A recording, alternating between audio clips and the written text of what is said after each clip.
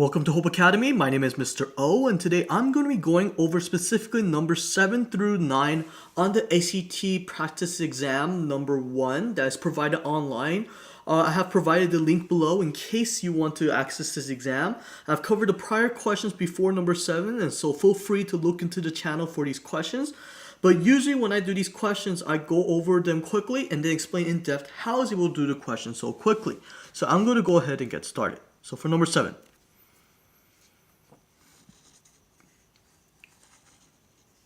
Okay.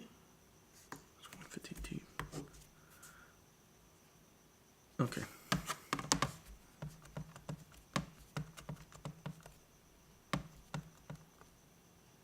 Okay, so 900. 150 times 4, 600, so plus 600. Minus 250. Okay. For number 7, my final answer is D. And now I'm going to explain to you how I was able to get to the answer. So for this question, it requires only a simple substitution that exists. And so when I'm doing substitution for this question, the thing I noticed, at least when I was doing this, is the fact that when I have 150 feet right here, that is going to represent my D value that's mentioned right here. And so I just simply need to do is plug it into this equation. So 150 squared divided by 25 plus 4 times 25, 150. 150, that's actually going to be the correct value, minus 250. And so what happened was that when I did 150 squared on this scientific calculator, which is allowed on the exam, 150 times 150, enter, divided by 25, enter, is going to be 900. And I just did mental math right here. I knew that if I did 15 times 2 is 30, thus I just need to do 30 plus 30 is 60, and then there's an extra 0 here, so it'll be 600 minus 250. So this will become 1500 minus 250, which is going to be 1250. Thus how I was able to get to the answer of D. And that concludes my explanation for number 7. I do also want to mention one quick thing before continue on to the next question. If you notice, I didn't really go into too much depth or read so slowly on every single word that exists. The thing I noticed right off was the certain variables and the numbers, and equations that were provided. So the thing that caught my attention right off was this concept right here, this variable right here, and this. And so you don't need to reread questions or go into depth as to what the question's talking about. You just need that sort of information to help you get to the answer. And so now I'm going to continue on to the next question. So for number 8. Number 8, the length of a box is 3 inches less than twice its width. Okay, so if its width less than twice its width. Which the following given L in terms of the width of okay.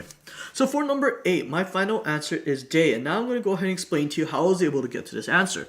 So for this question, the thing that I noticed right off was that they were converting the length value, this length value L, to find out what this statement means. This is the key statement that will help you find the answer right here.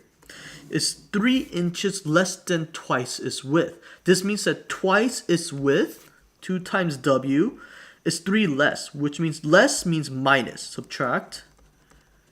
And when I say something like twice, this means multiply.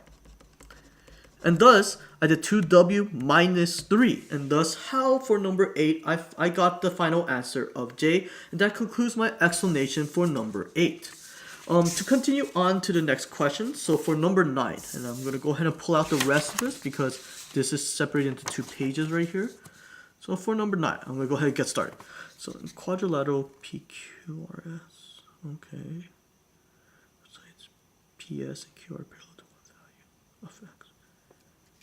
Oh, this has to add up to 180. Okay, so for number 9, my final answer is D, and now I'm going to go ahead and explain to you how I was able to do this question. So when I was looking at this question right here, they only mention quadrilateral. They don't tell you what type of shape of figure it is, and so right off I knew that, okay, well, I know that right opposite from each other usually is about the same value, if not equal value to X, which is one way you could tell that it's going to be 110, but the legitimate way to figure out whether or not 2 lines, which is mentioned right here, PS and QR, are parallel to each other, is to make sure that these 2 angles right here, the line that intersects right here, and these 2 values right here, have to be what we call supplementary, okay? And what supplementary means is that these angles have to add up to 180 degrees. And thus, I knew that 70 plus x has to equal to 180. And I could subtract 70. And then x will equal to 110 degrees. And thus how I was able to get to the final answer of D. And that concludes my explanations for today. Thank you so much for watching this video. Please do subscribe to our YouTube channel, like our Facebook page, follow us on Twitter so that we could continue to make content like this.